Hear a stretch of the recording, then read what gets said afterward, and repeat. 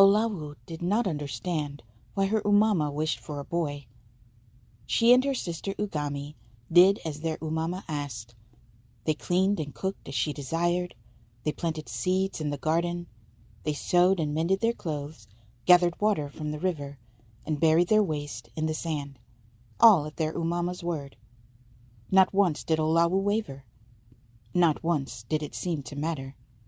Every night her umama prayed the same prayer, for God to bless her with a son. God did bless her with another child. Kimani was a beautiful baby, with shiny curls and fat fingers, silky black skin, and light brown eyes with flecks of gold. Olawu adored her. She loved kissing her sweet cheeks and wrapping her tightly in kitinge cloth to hold her close. She sang lullabies to Kimani and told her stories of wise monkeys and greedy lions. Umama cried many nights after Kimani's birth, but when Ubaba came home, he would always comfort her. Olawu loved her Ubaba. He was tall and strong and smart. When he picked her up and lifted her high over his head, she felt like a princess. She loved the way he smelled, like sweat and medicine with a hint of copper. He always wore a white kaftan and cream-colored tunic when he worked. He was an udokotela, and his skills outmatched any healer. When Olawu grew big enough, he would let her tag along with him to the healing hut. She'd organize his herbs and medicines and lay out his instruments before surgery. She could not stay when patients were around, though she wanted to. There were many rules in the village of Kanakam. Girls were not allowed to study the ways of healing, so Ubaba made her wait outside when someone entered the hut. Olawu did not like this rule, but she followed it. Ubaba promised to teach her in secret so long as she obeyed.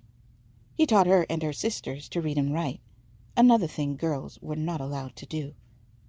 Girls were not allowed to learn a trade or be an apprentice or buy and sell at the market or travel outside of their village without a male companion.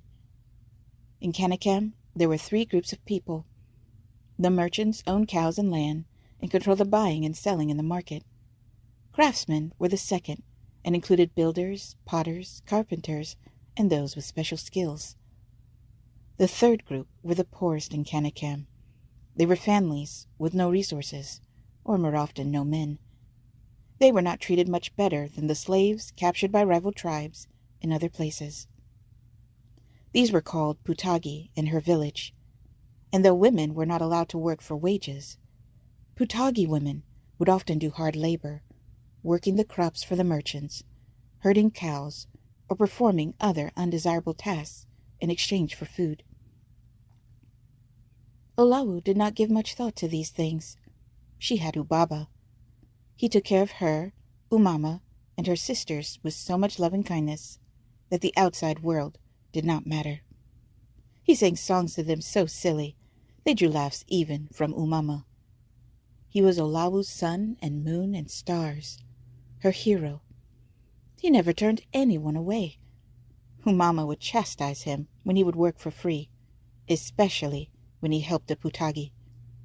Olawu had heard Umama scold him on many occasions. "You know they cannot pay Mbako," her Umama would say.